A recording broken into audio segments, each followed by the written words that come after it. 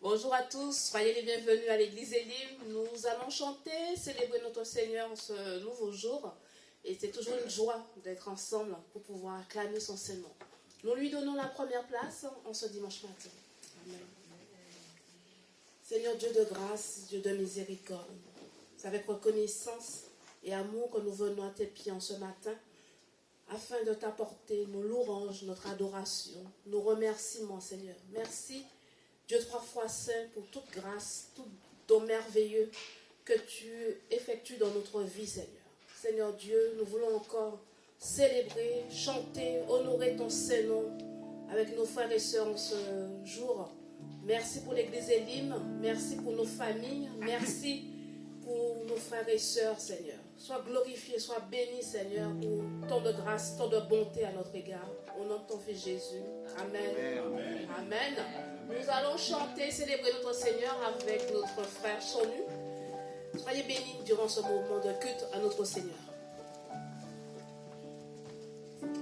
Merci Gladys. Alléluia. On va tous se lever pour louer notre Seigneur. Amen.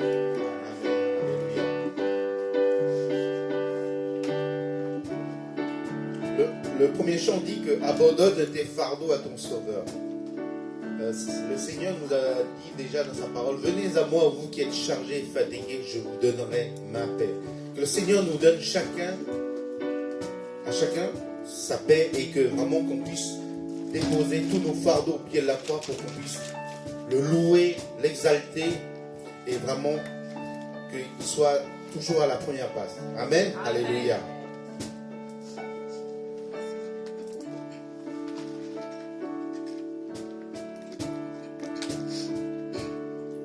Si le monde te reprend et ton or et ton argent, si la pauvreté vient assombrir ton cœur, souviens-toi que Dieu là-haut prend soin des petits oiseaux.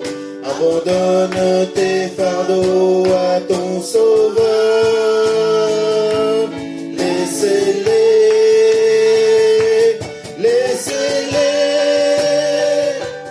Laissez tes fardeaux au pied de ton Sauveur. Si tu crois sans défaillir, il saura te secourir. Abandonne tes fardeaux à ton Sauveur.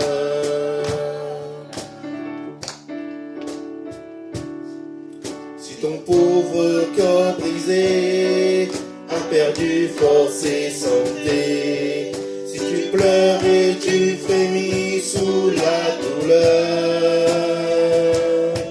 Jésus sait, il veut bénir, Jésus sauve, il peut guérir. Abandonne tes fardeaux à ton Sauveur,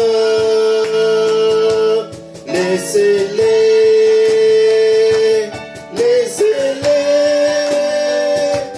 Laissez tes fardeaux au pied de ton Sauveur. Si tu crois sans défaillir, il saura te secourir. Abandonne tes fardeaux à ton Sauveur. Alléluia. Sous les coups de l'ennemi, ton courage a faibli et ta voix sombrée peut-être sous la peur. Souviens-toi que Dieu ton Père aime exaucer tes prières. Abandonne tes fardeaux à ton Sauveur. Laissez-les.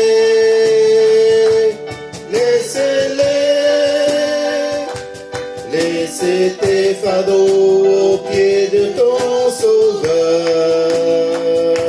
Si tu crois sans défaillir, il saura te secourir. Abandonne tes fardeaux à ton Sauveur. Laissez-les.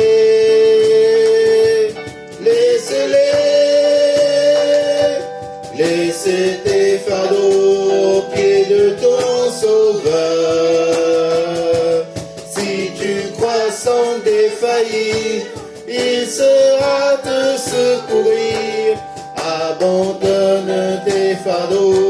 à ton sauveur. Laissez-les, laissez-les, laissez tes fardeaux aux pieds de ton sauveur. Si tu crois sans défaillir, il sera te secourir. Abandonne tes fardeaux à ton sauveur. Abandonne tes fardeaux à ton sauveur. Alléluia, merci Seigneur. Merci Jésus, tu es grand, tu es infiniment grand Seigneur. Alléluia, merci encore pour ta bonté, pour tout ce que tu nous donnes Seigneur.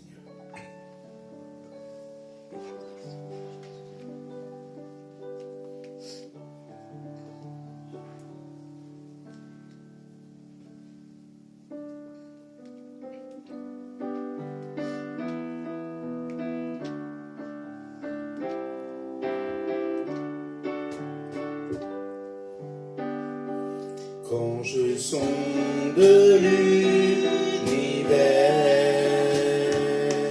les astres que tu as créés, les océans, les mers, tout me relève ta majesté.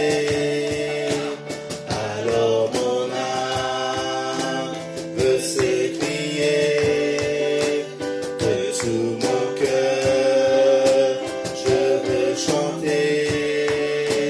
Alors mon âme veut s'écrier de tout mon cœur, je veux chanter. Oh Dieu, tu es infiniment grand, éternel puissant, roi majestueux. Oh Dieu, tu es infiniment grand, éternel puissant, roi majestueux.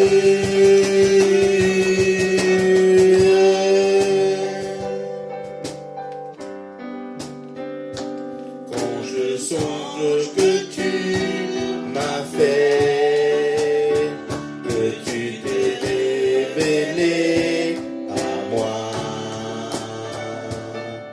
que pour moi tu as tout créé, tout me révèle de ta bonté. Alors mon âme veut se crier de tout mon cœur, je veux chanter. Alors mon âme veut se crier de tout mon cœur, je veux chanter. Oh Dieu, tu es infiniment grand, éternel puissant, roi majestueux. Oh Dieu, tu es infiniment grand, éternel puissant, roi majestueux.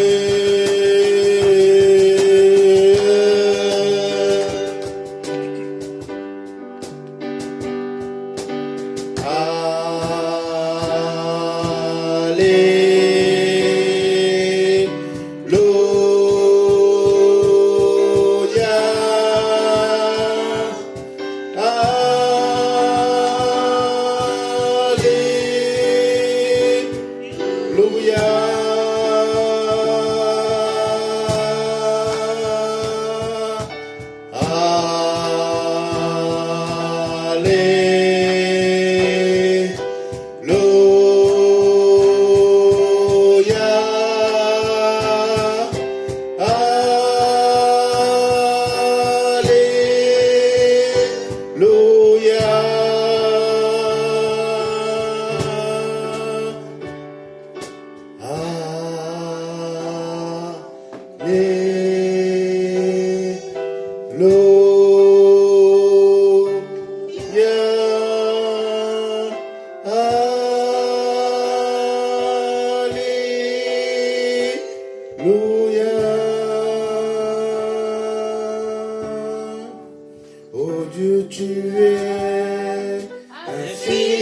infiniment grand, éternel puissant, roi majestueux, oh Dieu tu es infiniment grand, éternel puissant, roi majestueux.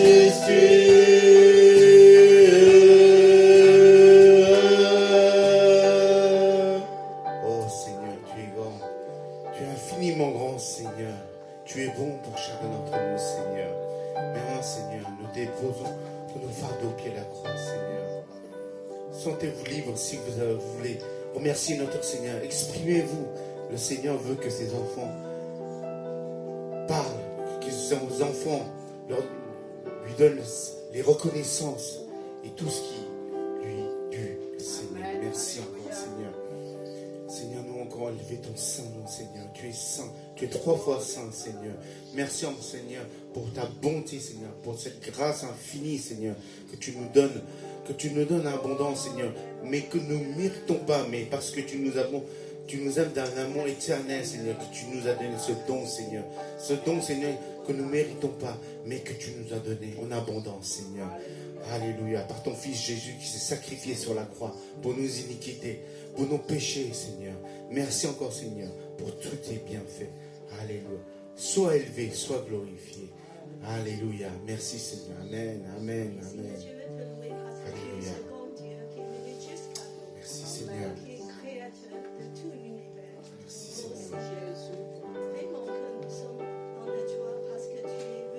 Alléluia, alléluia. Merci Seigneur. Alléluia. Infiniment. Alléluia. Amen, amen, amen.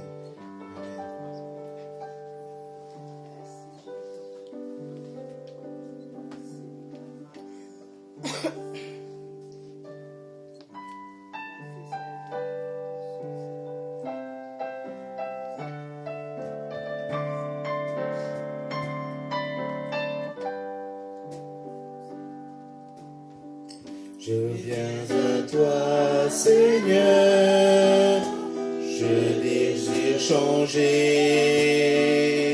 mon cœur par la grâce et la paix que je trouve en toi.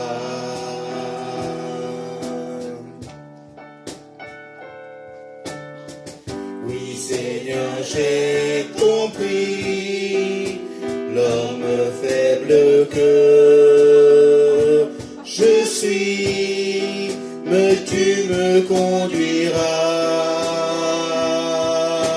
par la force de ton amour.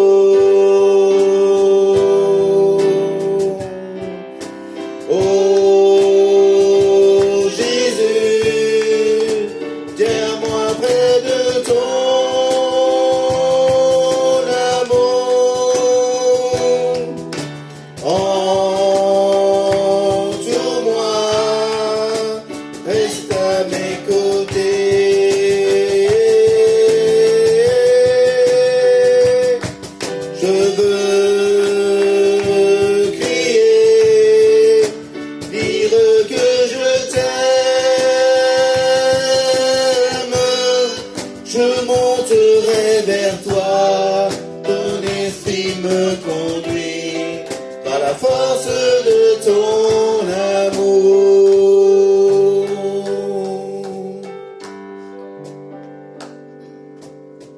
Seigneur, dévoile mes yeux, laisse-moi te contempler, car seule ta présence peut donner la paix.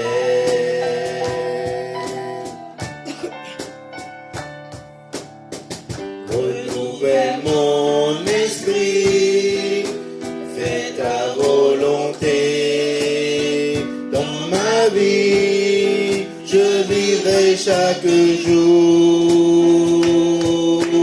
par la force de ton amour.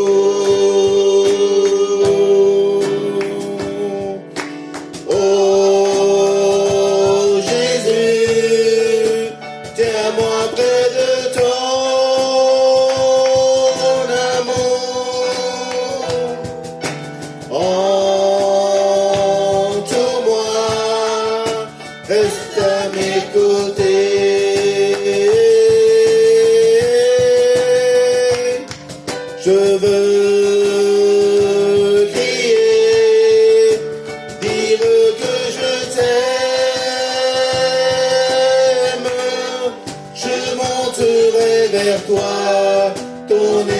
esprit me conduit par la force de ton amour, Jésus. Oh Jésus, tiens-moi près de ton amour. Entoure-moi, reste à mes côtés.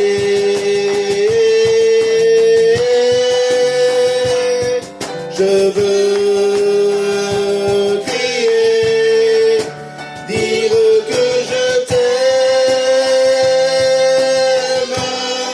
Je monterai vers toi, ton esprit me conduit par la force de ton amour. Je monterai vers toi, ton esprit me conduit par la force de ton amour. Alléluia, merci Seigneur. Nous avons loué notre Seigneur par l'adoration des chants. C'est le moment de louer notre Seigneur par l'adoration des offrandes.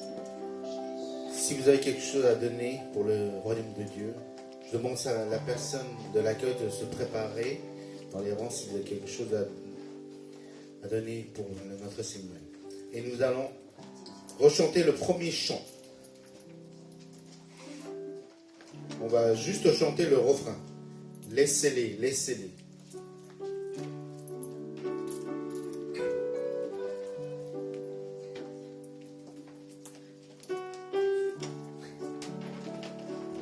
Laissez-les, laissez-les, laissez tes fardeaux aux pieds de ton Sauveur. Si tu crois sans défaillir, il saura te secourir. Abandonne tes fardeaux à ton Sauveur. Laissez-les, laissez-les. Laissez-les, laissez tes fardeaux aux pieds de ton Sauveur.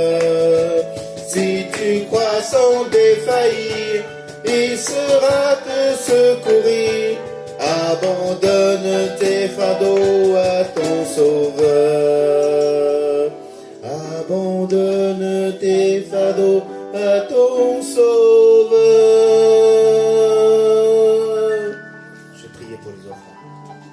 Merci Seigneur. Aide-nous vraiment à déposer tous nos fardeaux au pied de la croix, Seigneur. Seigneur, vraiment, peut-être nous venons avec un cœur lourd, Seigneur, que tu puisses nous alléger, Seigneur, afin qu'on puisse être là dans ta présence. Nous savons, Seigneur, que c'est toi qui nous as porté tous nos fardeaux sur la croix déjà, Seigneur. Seigneur, aide-nous vraiment, Seigneur, être plus libre, Seigneur, plus léger, Seigneur, pour avancer, Seigneur, pour que tu puisses nous diriger encore ce matin, Seigneur. Seigneur, je te demande de bénir, Seigneur, toutes les personnes qui ont pu donner pour ton royaume, Seigneur. Et que tu aides ceux qui n'ont pas pu donner à donner par la suite, Seigneur. Parce que tu nous as montré l'exemple déjà. Tu as donné ta vie pour chacun d'entre nous, Seigneur. Merci encore, Seigneur, pour tous tes bienfaits, Seigneur. Que ton royaume puisse croître, Seigneur. Vraiment, Seigneur, que nous voulons, Seigneur, que cette bonne nouvelle soit partagée à tous, Seigneur. Alléluia. Sois élevé, sois glorifié. Au nom de Seigneur Jésus-Christ. Amen.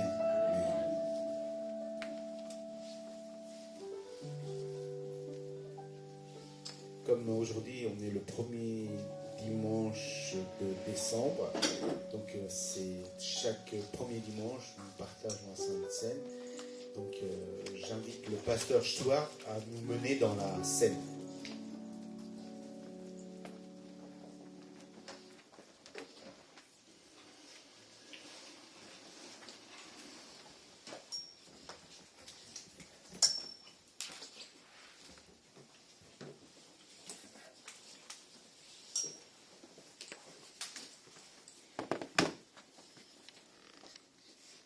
Bonjour à tous.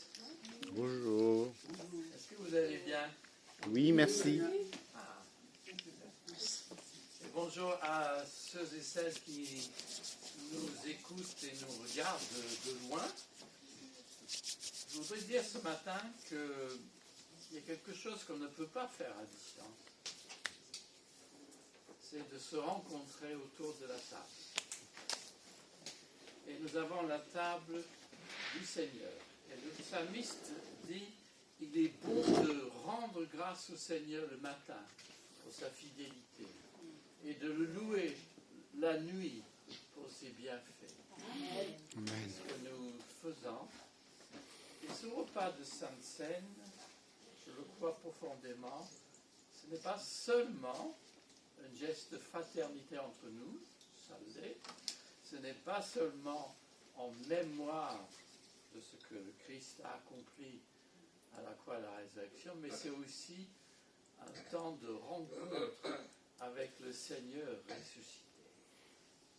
Et ce matin, vous êtes des gens privilégiés. Savez-vous que vous avez reçu une invitation à cette table? Amen. Votre foi est peut-être défaillante, et nous avons chanté des beaux chants ce matin. Mais vous pouvez venir à la table du Seigneur, si vous êtes son disciple, si vous avez pris l'engagement. Merci Seigneur. Donc nous le louons et nous rendons grâce. Alléluia. Merci Seigneur. Père Céleste, nous te bénissons parce que tu es non seulement ce créateur des étoiles et des océans, mais tu es aussi un Dieu qui veille sur ton peuple, qui a veillé sur ton peuple depuis toujours, Merci dans Seigneur. les moments les plus sombres comme dans les moments les plus joyeux. Merci Jésus. Nous te bénissons ce matin parce qu'il t'a plu de faire un effort pour rentrer en communion avec nous. Merci Tu as Seigneur. accepté même d'envoyer ton Fils unique, Oui Seigneur. de faire alliance Mon avec cœur, ton Seigneur. peuple pour que nous soyons des invités à ta table, Merci Seigneur. aujourd'hui et même futur. Seigneur, donne-moi ta paix Seigneur encore ce matin. Rendons grâce parce que tu Rends gloire parce que tu es es venu, le Seigneur Dieu, Jésus. Seigneur. et tu as établi cette communion de table avec tes disciples Alléluia. et Merci tu veux Seigneur. l'établir entre nous. Merci Jésus. Et Amen. la nuit où tes disciples, tes apôtres étaient réunis autour de toi avant ton décès, tu as pris du pain et après avoir rendu grâce, tu l'as donné à tes disciples en disant ceci est mon corps donné pour vous. Et cette coupe est le sang de cette nouvelle alliance Dans ton sang Seigneur. entre moi et mon peuple élargi. Oui Seigneur. Et vous qui mangez à cette table, nous le verrons tout à l'heure, vous serez assis avec le Seigneur bientôt à sa table. Amen. Car lui ne boira plus le fruit de la vigne jusqu'à ce que son royaume soit présent dans sa plénitude. Amen. Seigneur, comment ne pas venir à cette table avec reconnaissance pour tes bienfaits? Amen. Que le Alléluia. Christ est ressuscité. Alléluia. Que son esprit est déversé sur Merci ton peuple. Jésus. Et que ton évangile a été annoncé dans presque tous les pays. Alléluia. Merci Seigneur. Seigneur, tu nous as fait tant de grâce. Oui Jésus. Nous te remettons à nous ce matin si nous sommes chargés et fatigués. Oh Seigneur. Nous te prions que ton Église soit fortifiée par ces instants Alléluia. et que nous puissions reprendre notre marche dans Avec toi l'attente, dans la joie, avec un cœur léger et réjouissant Reconnaissance. en tes bontés. Amen. Jésus-Christ. Amen. Amen. J'invite tous ceux et celles qui s'estiment prêts à recevoir ce repas, à se lever à leur place pour recevoir le pain et la coupe.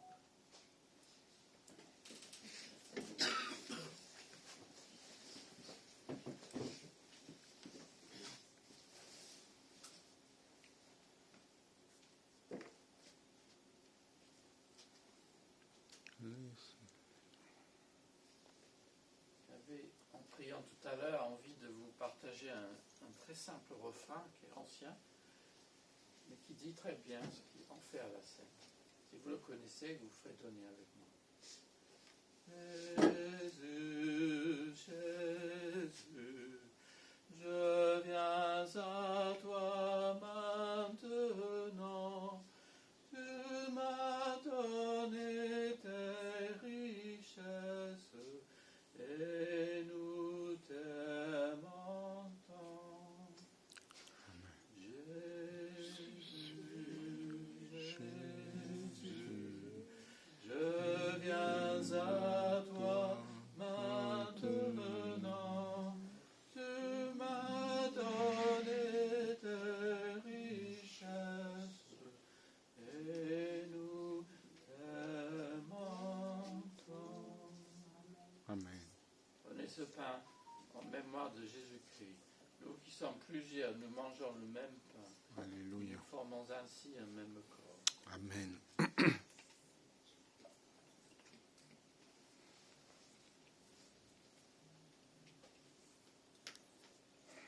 Merci Seigneur.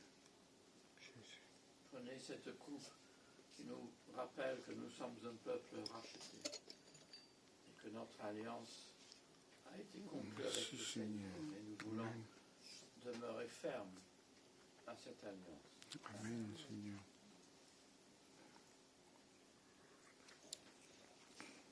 Amen. Amen. Amen.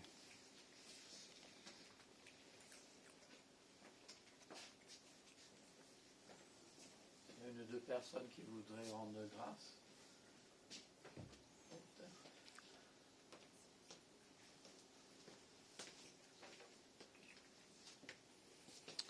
Merci Seigneur pour tant de bonté, tant de grâce Seigneur que envers chacun d'entre nous Seigneur. Nous mémorons ton sacrifice vivant sur la croix pour chacun d'entre nous Seigneur. Seigneur, tu nous as donné cette nouvelle alliance en ton sang Seigneur. Vraiment Seigneur, que cette bonne nouvelle soit partagée à tous, Seigneur. Vraiment, Seigneur, nous sommes là devant toi, Seigneur, vivant, parce que c'est toi qui t'es sacrifié pour chacun d'entre nous, Seigneur. Ton corps a été meurtri afin que nos maladies soient guéries, Seigneur. Nous déclarons, Seigneur, pour tous nos frères et sœurs qui sont malades, pour toutes personnes qui croient en toi, Seigneur, qui puissent avoir la guérison en toi. Alléluia, Seigneur. Et que ton sang précieux qui a été versé sur la croix, parce que tu nous as pardonné de nos péchés, Seigneur. Vraiment, Seigneur, nous venons avec un cœur léger à toi, Seigneur, Jésus, encore ce matin. Merci encore, Seigneur, de bénir chacun d'entre nous, Seigneur. Sois élevé, sois glorifié. Au nom de Seigneur Jésus-Christ. Amen. Amen. Merci pour le salut si grand. Tu es venu jusqu'à nous de joie. Tu es ce Dieu merveilleux, rempli d'amour. Nous sommes ton peuple.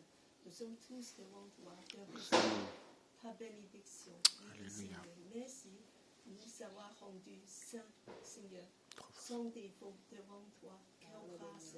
Oui, Seigneur, et nous sommes adoptés comme tes enfants. Alléluia. Et tu nous remplis aussi de ton esprit comme un sceau, oui Seigneur. Et quelque chose de merveilleux. Nous appartenons à toi. Cette grâce, c'est immense. Seigneur, merci pour ton amour. Merci Alléluia. Pour ta grâce. Yes. Amen. Amen. Vous vous asseoir.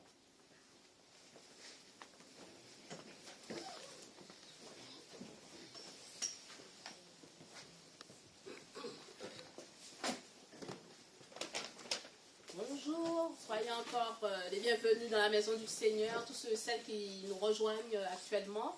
Vous êtes les bienvenus au sein de l'église Elim, une église des nations dont la devise est d'aimer Dieu, d'aimer la famille de Dieu, de servir les autres.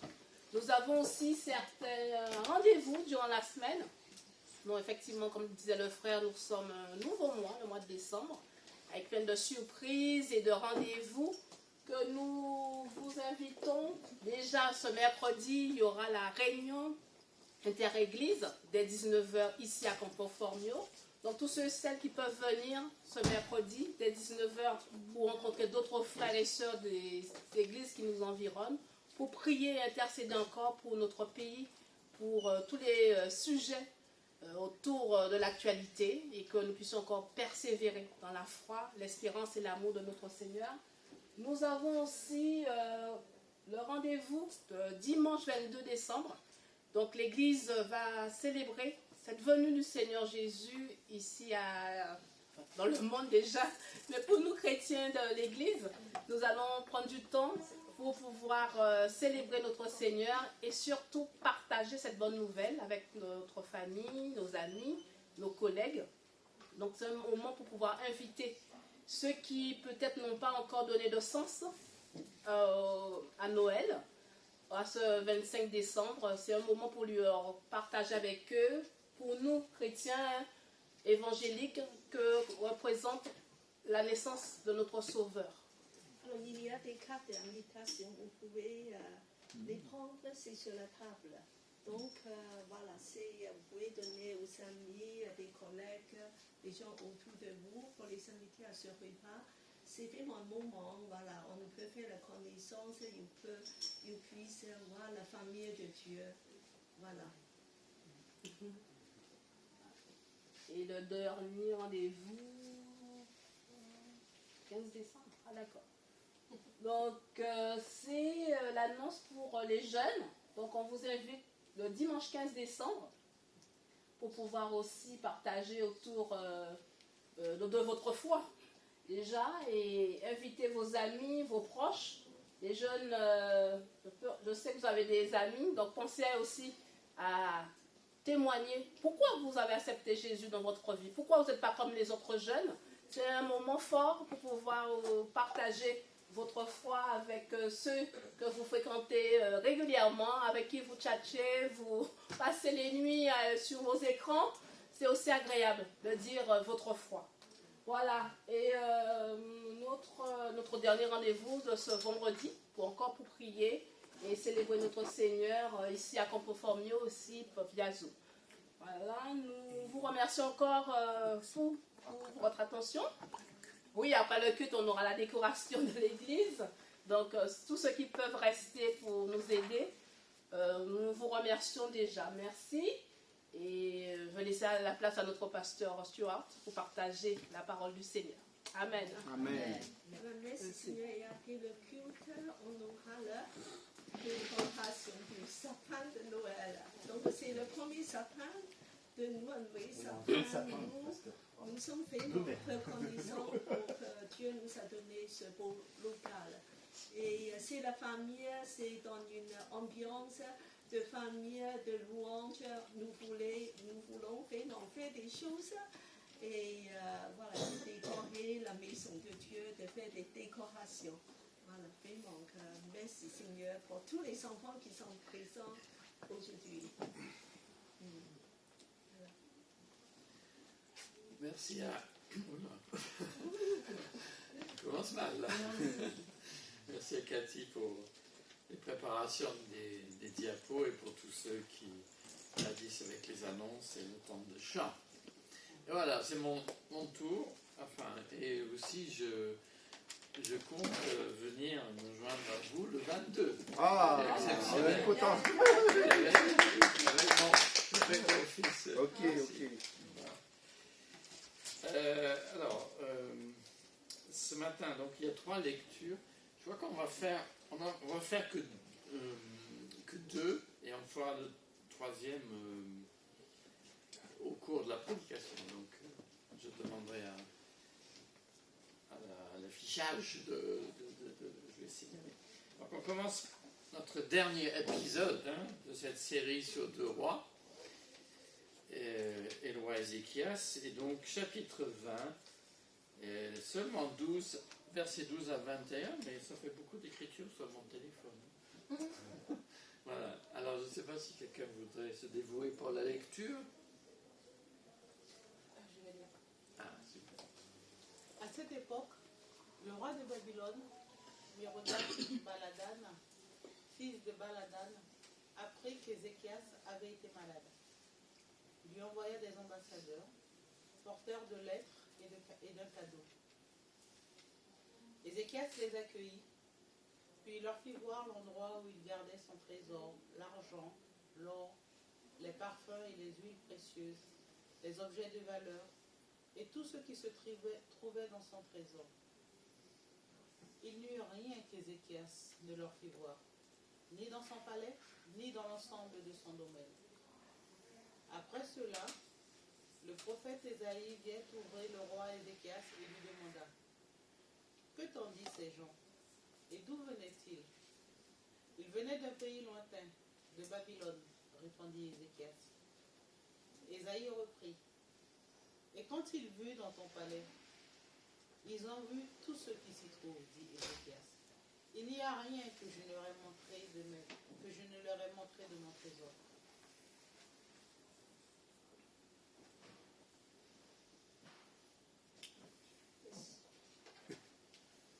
Alors Isaïe dit à Ézéchias, écoute ce qu'annonce le Seigneur.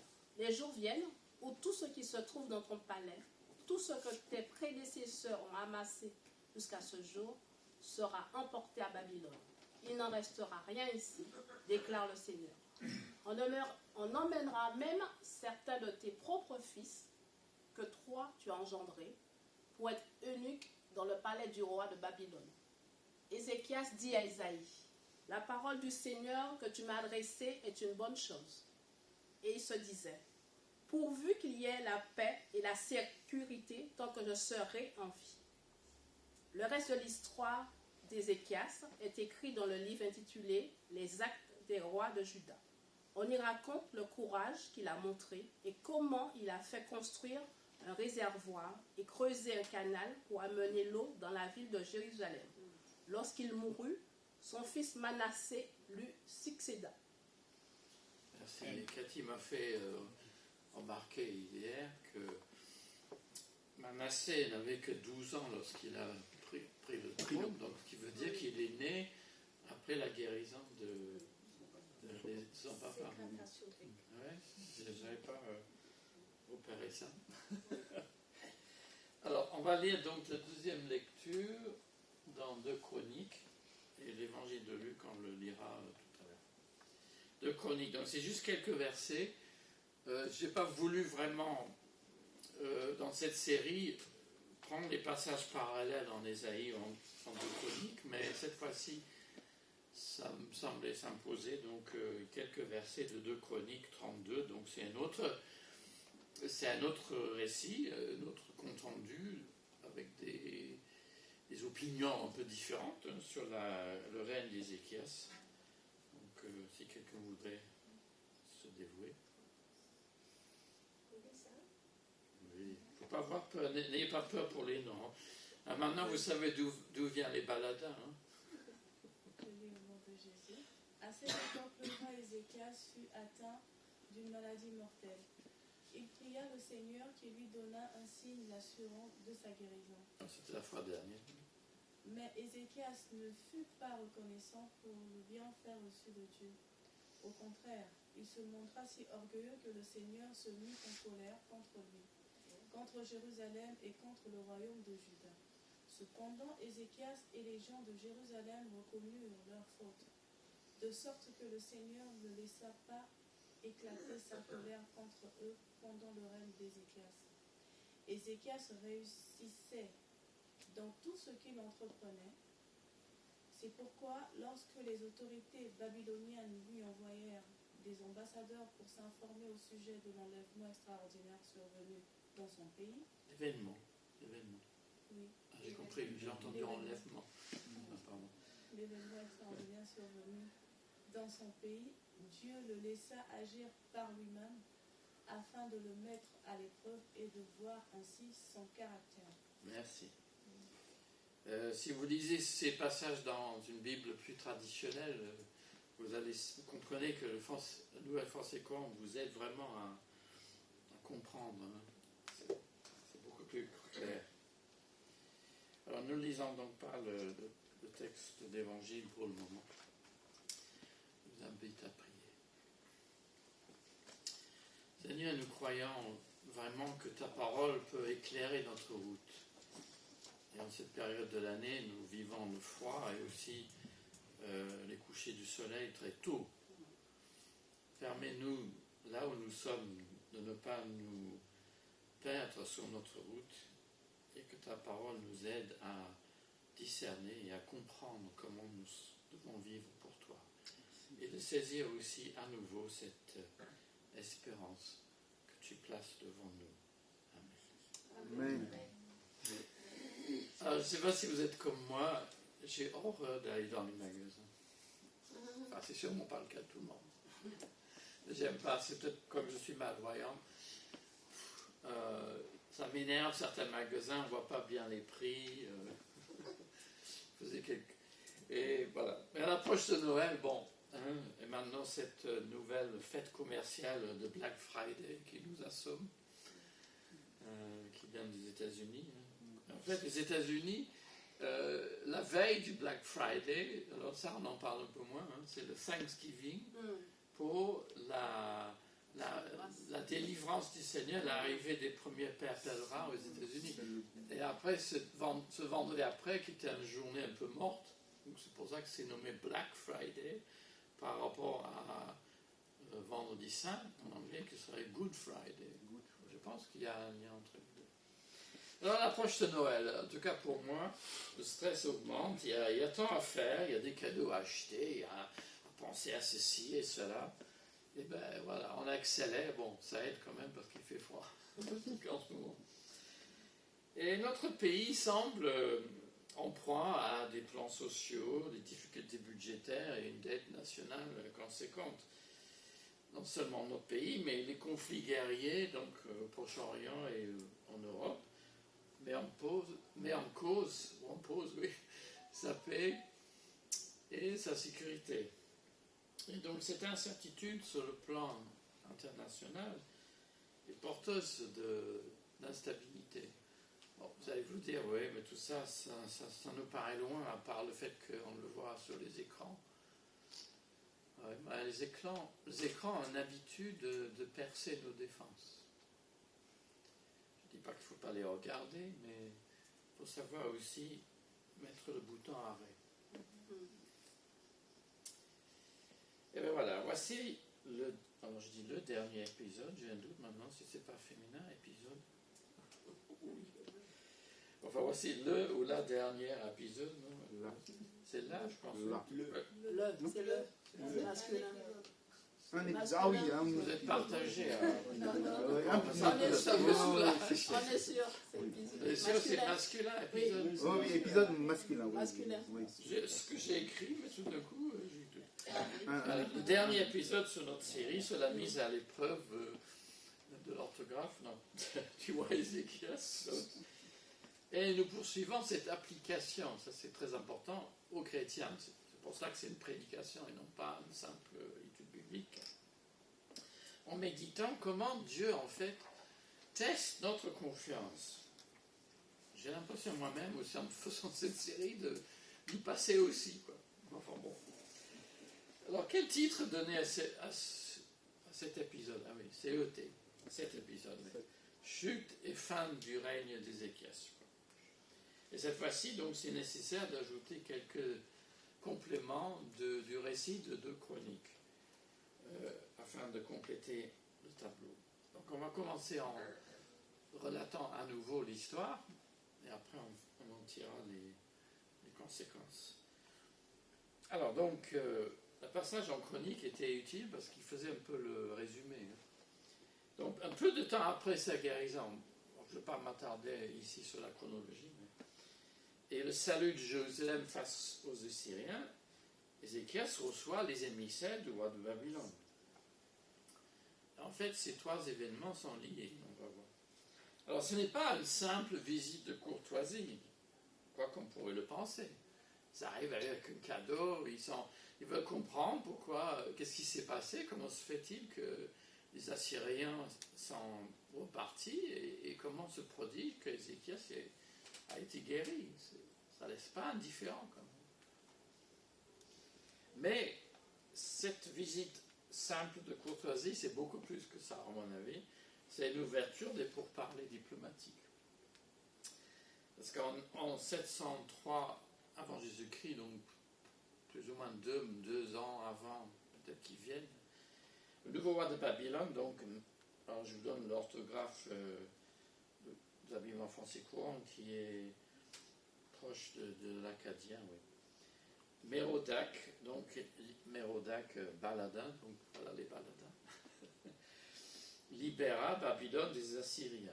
Donc beaucoup pensent que les ambassadeurs sont venus pour négocier une alliance avec Ézéchias entre Juda et Babylone afin d'être un front anti-assyrien. C'est tout à fait possible.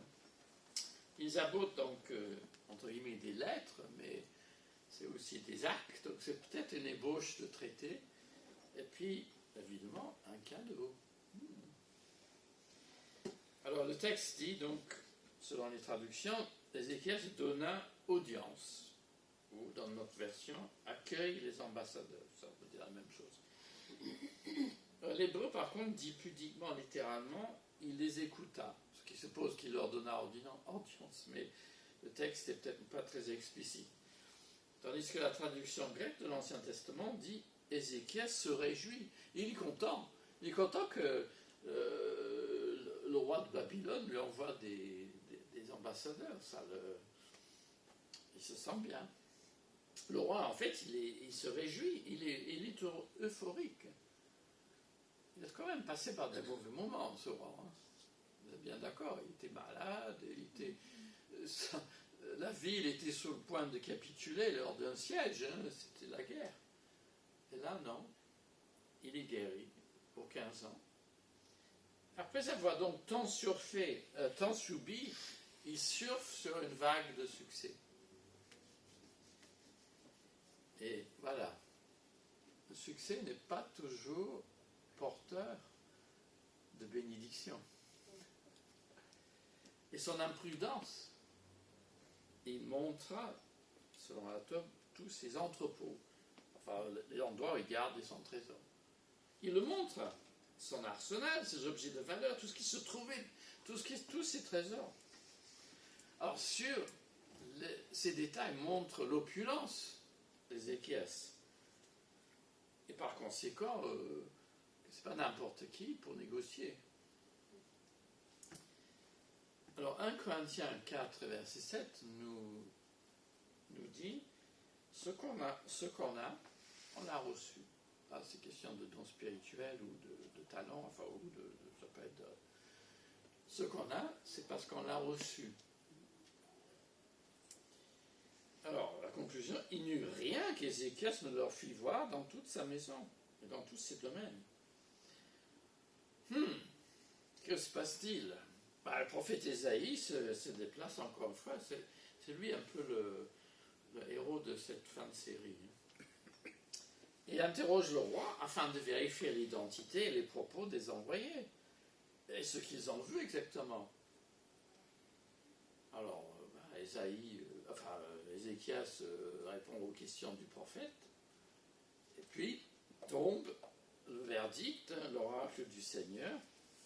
Les jours viennent, tous les biens accumulés par Ézéchias et tes pères, c'est-à-dire tes prédécesseurs, seront emportés à Babylone. Aïe. Non seulement ses pères sont trahis, c'est-à-dire les rois ancêtres, mais certains même de ses propres fils. Il faut le prendre, je pense, plutôt, pas seulement, ça ne veut pas dire Manassé, ça veut dire fils dans le sens de ses descendants. Eux, ils payeront aussi. Parce qu'ils seront des eunuques dans le palais du roi de Babylone. Alors bon, on lit ça, on passe vite dessus. Bon, ça veut dire qu'ils seront en captivité, premièrement. Ça veut dire qu'ils sont humiliés, c'est des hommes, ils sont humiliés sexuellement. Ça les empêchera évidemment de troubler la cour et de fournir des successeurs qui pourraient rétablir la dynastie. Cela dit, pour nuancer ça, c'est le terme aussi qui signifie des hauts fonctionnaires, donc je ne vais pas être catégorique dessus.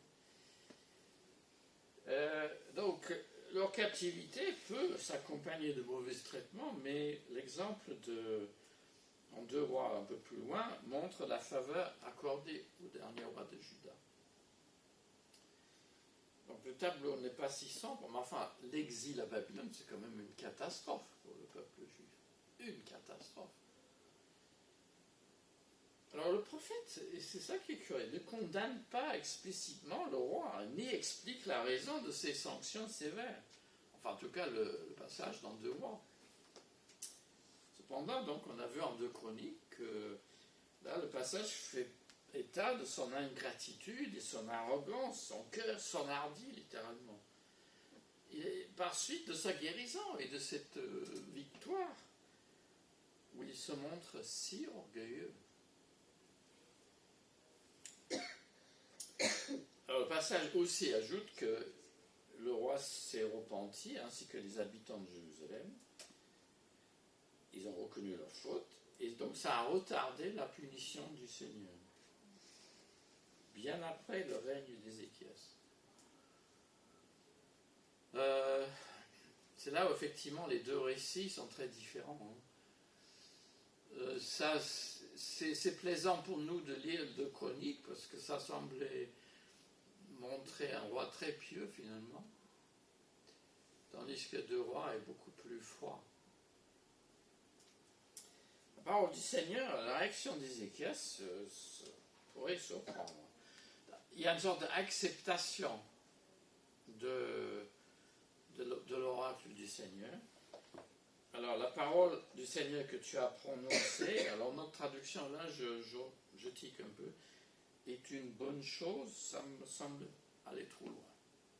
Ce n'est pas une bonne chose que ses descendants vont être en captivité à Babylone. Le texte dit est bonne, mais dans le sens de fiable et non favorable. Ézéchias a la sincérité, enfin la foi de reconnaître que le Seigneur a parlé par la bouche du prophète Isaïe et que c'est une parole fiable. Ça ne veut pas dire que c'est plaisant à entendre.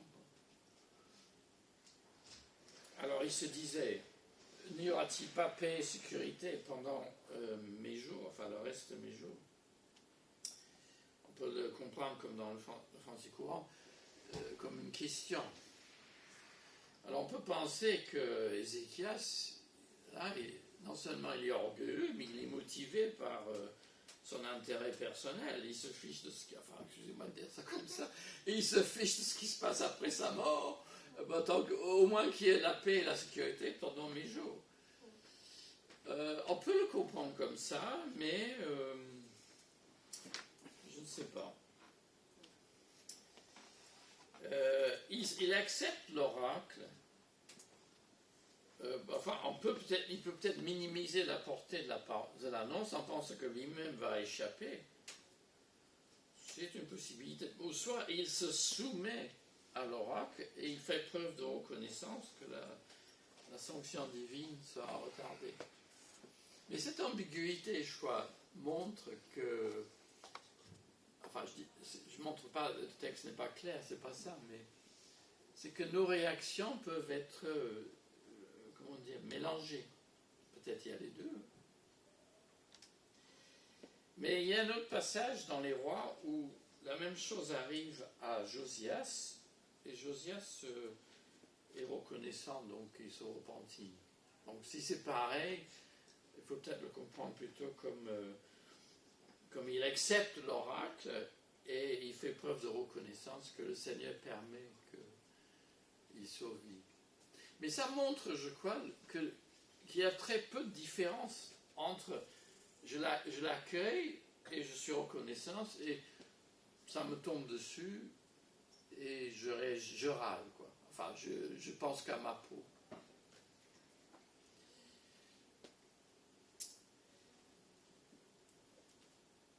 Alors, dans 2 Chroniques, donc, nous avons des éléments beaucoup plus forts. Il y a une sorte de silence de Dieu. Et il est dit quand même, rappelez que Ézéchias réussissait dans tout ce qu'il entreprenait, ce qui est un peu ça c'est dans 2 Rois, mais dans 2 Chroniques aussi. C'est aussi un peu le marqueur qu'il est fidèle au Seigneur. Hein. Dans l'Ancien Testament, le fait de réussir en tout ce que vous faites, c'est un signe que le Seigneur est avec vous. À mon sens, il ne faut pas transposer ça au Nouveau Testament. Même dans l'Ancien, on a fini par nuancer le tableau. Et l'histoire de Job est là pour nous rappeler. Alors, 2 Chroniques donc nomment la guérison du roi un prodige ou un événement extraordinaire. Cependant, lorsque les autorités Babylone déplacent une délégation, le texte dit donc Dieu l'abandonna, alors dans la traduction plus littérale, Dieu l'abandonna pour le mettre à l'épreuve afin de savoir tout ce qui était dans son cœur. Nous avons dans notre traduction, Dieu le laissa agir par lui-même. Oui, ça veut dire la même chose en fait. Afin de mettre à l'épreuve et de voir ainsi son caractère. Ah, là, il y a une clé très intéressante pour nous aussi comme chrétiens. Ces propos peuvent étonner, oui. Mais bien des chrétiens ont connu un genre d'expérience où Seigneur, ils ont l'impression que le Seigneur n'est plus avec eux et qu'ils sont seuls. Et c'était pas comme avant. Alors peut-être ce verset donne un éclairage, que le Seigneur parfois nous laisse dans notre liberté chrétienne agir pour savoir ce qu'il y a dans notre cœur, quel est vraiment notre caractère. Nous sommes mis fidèles dans les moments où c'est nous qui pilotons un petit peu la chose, ou est-ce que ça dérape? Là, Ézéchias est plus âgé, et c'est vrai que la fin de vie, oui, il y a des tentations de déraper, mais ce n'est pas propre à la fin de vie. C'est tout au long de la vie que la tentation peut être là. Alors je crois que ce sentiment d'abandon guette le croyant âgé ou même plus jeune. Il suffit qu'il y a peut-être même pas. Mais je crois aussi que le Seigneur, dans sa grâce, on appelle ça, les mystiques appellent ça la nuit obscure de l'âme. C'est-à-dire, même du côté protestant, on en parlait. C'est-à-dire que les chrétiens parfois passent par une épreuve et puis là, ils ne ressentent pas la présence du Seigneur. Il a l'impression que Dieu l'a laissé tomber. Alors, ça m'étonnerait que vous n'ayez pas connu cela. Alors, les récits tâtonnent pour trouver l'explication de ça, de pourquoi Ézéchias agit comme ça. Mais ce n'est pas surprenant quand même. C'est un être humain. Je ne dis pas ça pour le justifier. Mais nous aussi, on cherche, c'est de comprendre ce qui nous arrive. Donc, en cela, je vous encourage. La Bible elle-même tâtonne parfois pour expliquer ce qui arrive, de trouver des raisons, des explications. Les commentaires théologiques pour justifier ceci et cela peuvent nous varier, mais nous avons essayé de les éclairer à la lumière de l'Écriture. Ne dit pas 1 Corinthiens 10 que le croyant qui se croit debout fait attention qu'il ne tombe pas. En tout cas, le Seigneur laisse le roi agir à sa guise. Il n'a pas empêché. Il était frappé, je ne sais pas. C'était l'autre semaine, non, c'était une autre église, pardon. J'écoutais, dans les Actes, c'est dit que Paul, l'esprit de Jésus les empêcha d'aller dans une certaine direction. C'est très fort, hein, ça. Mais c'est pas ça qui va nous arriver à chaque fois. Parfois, nous sommes laissés à nous-mêmes pour discerner avec la parole de Dieu et l'esprit de Dieu ce que nous avons à faire. Mais ce que je veux dire, c'est que notre réaction à la réussite ou à quelque chose peut nous entraîner dans la mauvaise voie. Il est facile de se trop concentrer sur sa carrière, ses revenus, sa famille, d'être happé par les soucis de la vie. Et tout cela, ce sont des choses valables, mais même des progrès, des joies, des réussites peuvent être source de tentation où on abandonne le Seigneur, on n'y pense pas. On prie le Seigneur quand ça ne va pas. Enfin, j'exagère un peu, mais il peut nous arriver de nous distancer du Seigneur. Oui, je prie de temps en temps, ce qui veut dire finalement de moins en moins. Je lis la Bible vite fait dans mes trajets. Je n'ai pas le temps. Je suis pris par ma famille ou je suis occupé par ma carrière. Il y a des mises en garde dans la Bible.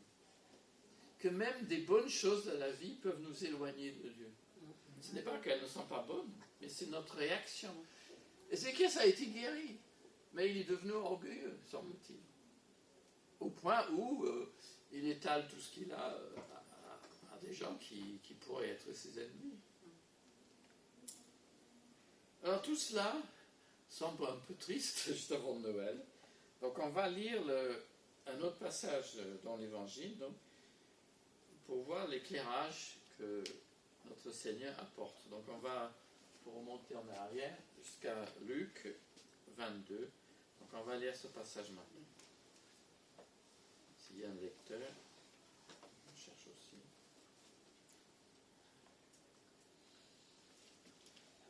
Voilà. Il y a un lecteur ou deux lecteurs.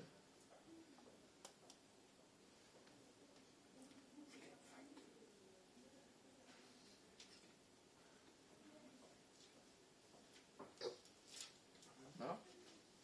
Donc, Les jeunes garçons. allez-y, les jeunes. Les jeunes garçons.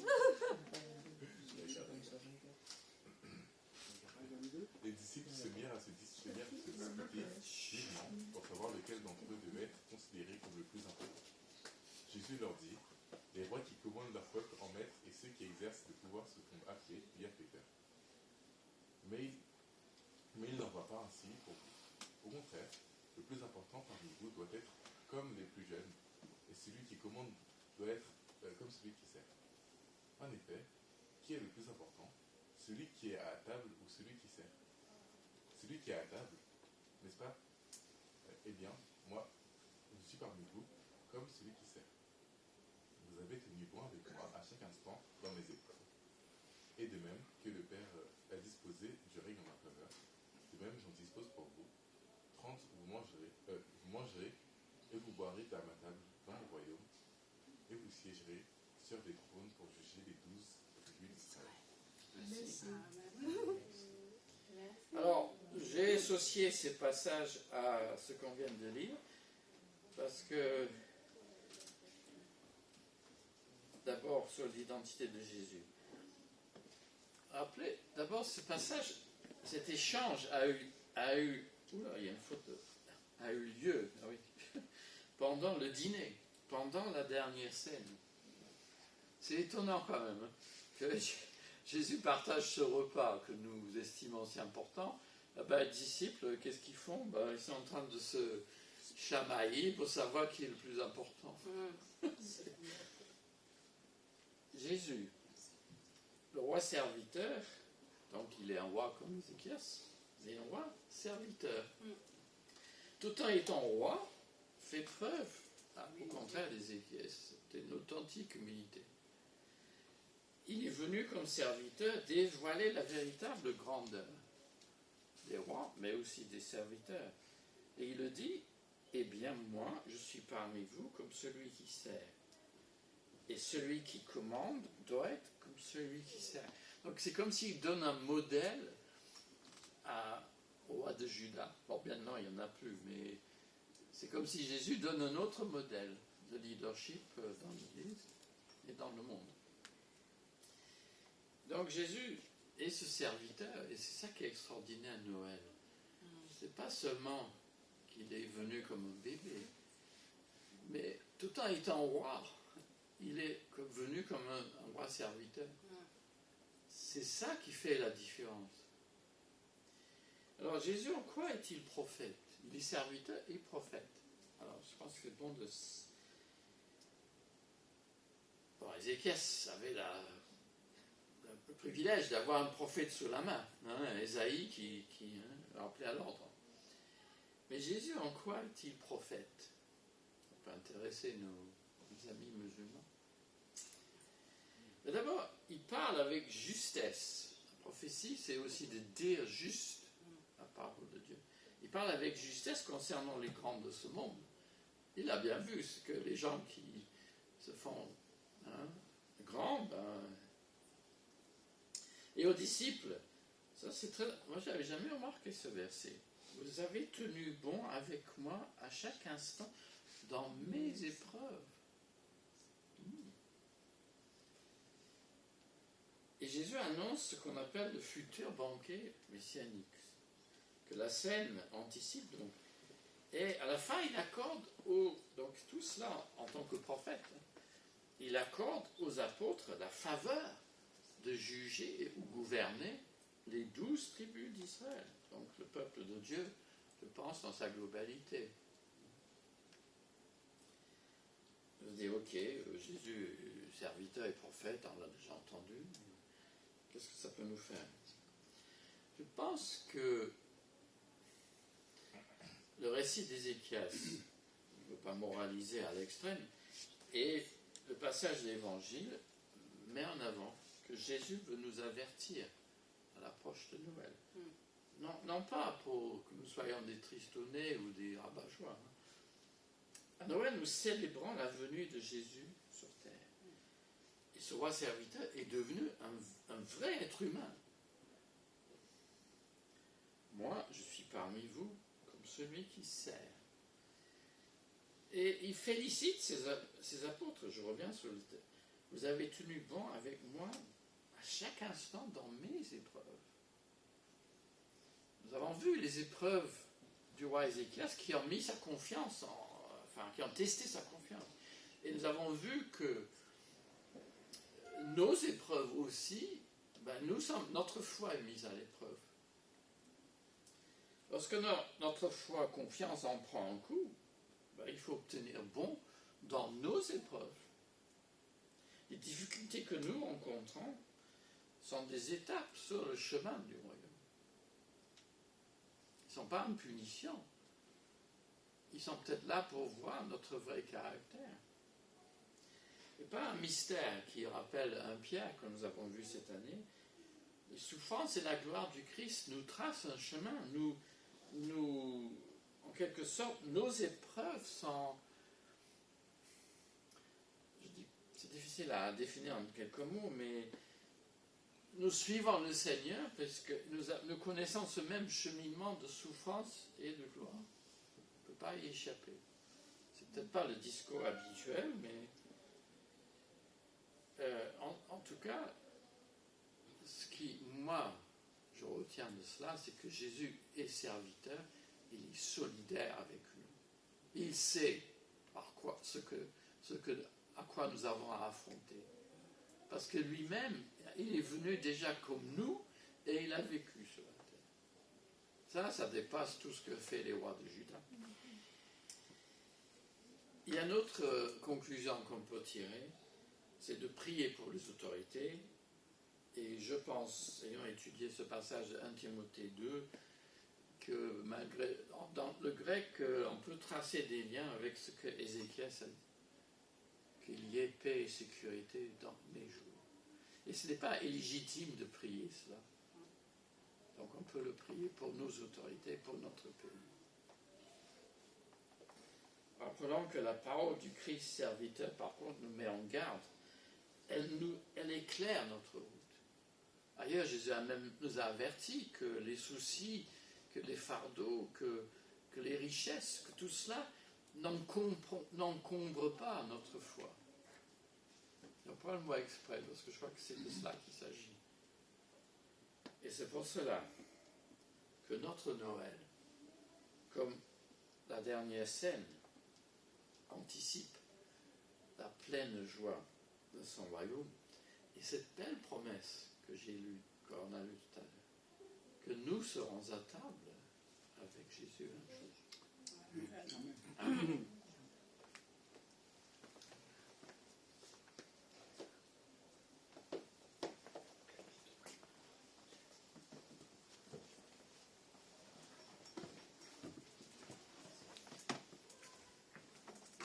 Nous allons toujours rester dans cet esprit de prière. Je demande au frère Timothée de prier pour que au sein des autorités, qu'il y ait la paix et la sécurité dans le monde dans lequel nous vivons actuellement. C'est ce que nous pouvons réclamer au Seigneur. Amen. Seigneur, nous voulons te dire merci pour cette parole qui vient de tomber ce matin. Amen. Seigneur, tu nous donnes aussi l'occasion au Père de prier pour nos maisons, pour nos familles et aussi pour nos autorités. C'est toi qui les établis et tu les connais mieux que nous. Seigneur, merci d'étendre ta main puissante sur elle. Pour que ce pays où nous sommes ensemble soit dirigé par des hommes qui nous donnent la paix. Amen. Seigneur, mets la paix dans leur vie. S'ils ont cette paix, nous aussi nous pourrons vivre en paix. Amen. Seigneur, merci parce que tu fais toutes choses et tu nous aides partout où nous avons des difficultés. Béni sois-tu pour cette journée d'aujourd'hui et pour cette parole vraiment qui vient de tomber, qui touche nos cœurs. Alléluia. Que tu sois exalté et loué dans le nom de Jésus-Christ. Nous avons prié. Amen. Amen. Amen. Béni soit le nom du Seigneur Jésus. Avant de conclure, frère Jean-Luc, on aimerait bien saluer nos frères et notre sœur qui sont nés dans ce mois de décembre. Je demandais à Joanne, notre spécialiste de main fin et toujours dévouée à nourrir notre église de façon matérielle aussi. Et son fils Philippe à venir de l'avant, puisqu'ils sont nés au mois de décembre. Alors, je ne connais pas tout le monde, vos mois de naissance. Est-ce qu'il y aurait quelqu'un d'autre qui soit né dans le mois de décembre? Non? Ma soeur, Philippe, nous allons chanter pour vous et puis prier après. Joanne, c'est le 7 et Philippe, c'est le 23. Ah, Philippe, c'est plutôt alors. 5.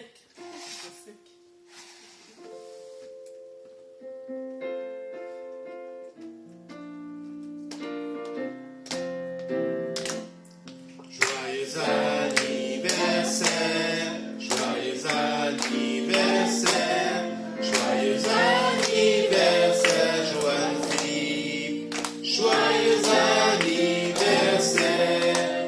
Happy birthday to you, happy birthday to you, happy birthday to you, Joanne Philippe, happy birthday to you. En chinois, Tony Shine, Kwailer, Tony Shine, Kwailer, Tony Shine, Kwailer, Joanne et Philippe, Tony Shine, Kwailer.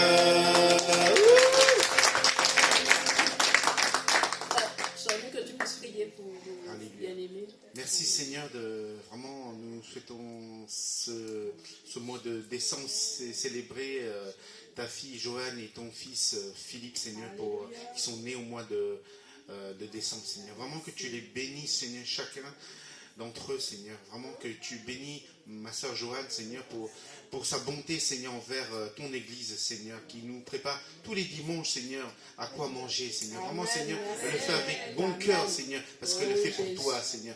Et tu aussi que tu continues à la bénir dans sa santé Seigneur. Vraiment Seigneur que tu puisses la bénir dans tout ce qu'elle fait au Seigneur aussi. Et que tu puisses bénir Philippe Seigneur pour ses projets, que ce soit son futur métier, que ce soit sa carrière, que ce soit pour son ministère au sein de ton église, Seigneur. Vraiment, Seigneur, que tu lui traces ton chemin, Seigneur, pour lui, Seigneur. Vraiment, Seigneur, que tu bénis cette famille, oh Seigneur, entre tes mains. Sois élevé, sois glorifié. Au nom de Seigneur Jésus-Christ. Amen. Amen. Joyeux anniversaire, Philippe et Joanne. Voilà, merci bien-aimés. Nous restons dans l'amour du Seigneur. Bon dimanche, bonne semaine. Au revoir.